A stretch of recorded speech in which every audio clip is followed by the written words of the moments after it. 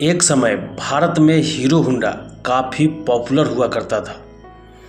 भारत के बच्चा बच्चा हीरो होंडा को जानता था। हीरो होंडा मतलब भारतीय टू व्हीलर की सबसे भरोसेमंद और मजबूत प्रोडक्ट। लेकिन जब हीरो और होंडा अलग हुआ तब बहुत सारे लोगों को समझ में आया कि हीरो अलग है और होंडा अलग कंपनी। हीरो कंपनी भारत की सबसे बड़े हीरो साइकिल निर्माता पवन मुंजाल की है, जो ब्रिजलाल मुंजाल के बेटे हैं, जिन्होंने हीरो साइकिल कंपनी की स्थापना की।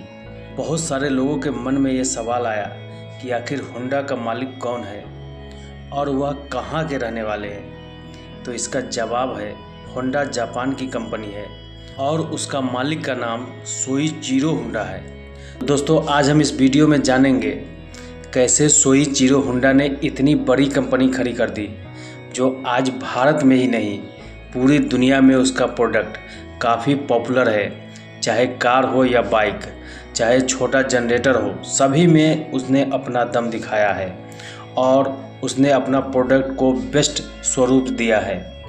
सोइचिरो होंडा 16 साल की उम्र में गरीबी के कारण पढ़ाई छोड़ दिया और मैकेनिक का काम सीखने लगा, और वह मैकेनिक बाद में अपनी मेहनत और काबिलियत के बदौलत दुनिया की सबसे बड़ी कार कंपनी का मालिक बन गया। यह कहानी है होंडा कार कंपनी के मालिक सोइचिरो होंडा का, जिसने अपनी मेहनत से दुनिया के सबसे बड़ी कार कंपनी खड़ी कर दी। सोइचिरो होंडा का जन्म 17 नवंबर 1906 को जापान के एक छोटे से गांव शिजुओका में हुआ था। पिता का नाम गिहेड होंडा था, जो एक गरीब लुहार थे। वे पुरानी टूटी हुई साइकिल खरीदकर उन्हें ठीक करके बेचते थे। सोइचिरो को शुरू से ही औजारों से खेलने का शौक था। वे भी अपने पिता का हाथ बटाया करते थे। होंडा को पढ़ाई लिखाई पसंद नहीं थी। यही वजह रही कि उन्होंने लगभग 16 साल की उम्र में पढ़ाई छोड़ दी। एक दिन उन्होंने अखबार में सोकाई कार कंपनी के मैकेनिक की नौकरी का प्रस्ताव देखा और टोक्यो चले गए। उन्हें काम तो मिल गया, लेकिन उनकी उम्र को देखते हुए केवल साफ सफाई का ही काम दिया गया। सोइचिरो उन छोटी सी कंपनी में सबसे कम उम्र के कर्मचारी थे। सोइचिरो ने सोकाई कार कंपनी के मालिक से निवेदन किया कि उन्हें मैकेनिक का काम सीखने दिया जाए। उनके निवेदन को स्वीकार करते हुए कंपनी के मालिक ने सोइचिरो को दूसरी ब्रांच में भेज दिया। यहाँ रात को रेसिंग कार तैयार की जाती थी। सोइचिरो अपनी लगन और मेहनत से बहुत जल्दी काम सीख गए और एक उम्दा मैकेनिक बनकर उभरे। 23 नवंबर 1924 को सोकाई कंपनी की कार ने 5वीं जापान कार चैंपियनशिप में हिस्सा लिया। यहाँ सभी कारों को पीछे छोड़ते हुए रेस में प्रथम आई। सोइचिरो ही इस जीतने वाली कार के मैकेनिक थे। जीत के बाद यह टोक्यो की सबसे पसंदीदा कार बन गई। अब कंपनी की अन्य शाखाएं भी खुलने लगी। इन शाखाओं में से एक की जिम्मेदारी 21 साल के सोइचिरो को दी गई। 1928 में सोइचिरो ने सोकाई कंपनी को छोड़ दिया और घर वापस आ गए। यहाँ वो मैकेनिक का काम करने लगे। कुछ दिन बाद उन्होंने बड़ी कंपनियों के लिए सस्ते और टिकाऊ पिस्टन रिंग बनाना शुरू किया। उन्होंने अपनी सारी पूंजी लगाकर एक कंपनी खोली और प्रयोग शुरू कर दिया। अपने बनाए पिस्टन को बेचने के लिए बड़ी कंपनियों से संपर्क किया।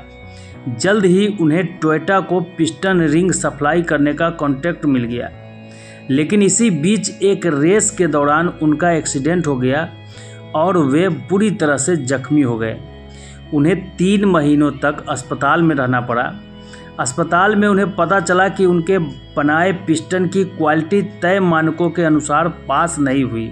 उन्होंने टोयोटा का कॉन्ट्रैक्ट खो दिया।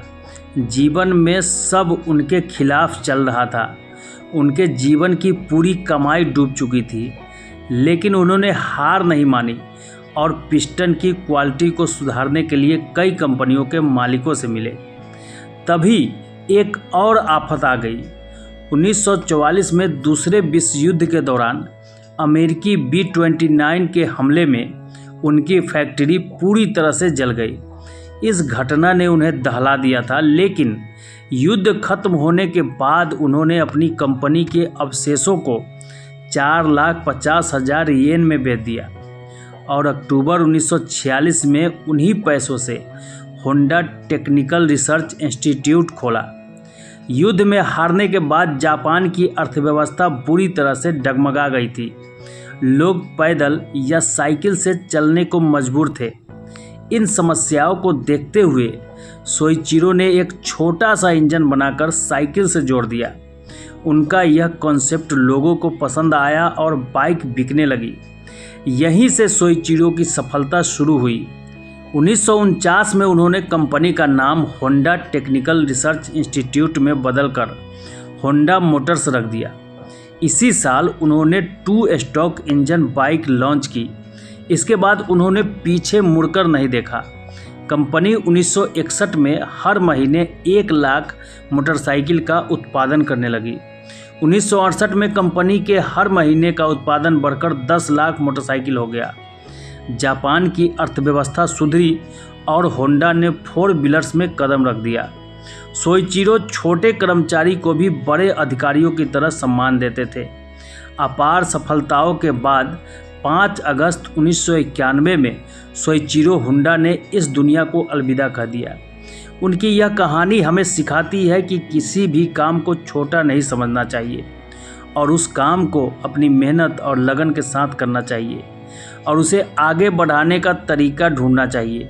यही किया होंडा कंपनी के मालिक ने और कई मुसीबतों को आने के बाद भी वह इतने कामयाब हो गए कि आज भी लोग उन्हें याद करते हैं और उनकी कहानी पढ़कर मोटिवेट होते हैं। तो आपको इस वीडियो से क्या सीख मिला, कमेंट करके अपनी राय ज़रूर बताएं और वीडियो अगर पसंद आया हो तो इसे लाइक करें और चैनल को ज़रूर सब्सक्राइब करें।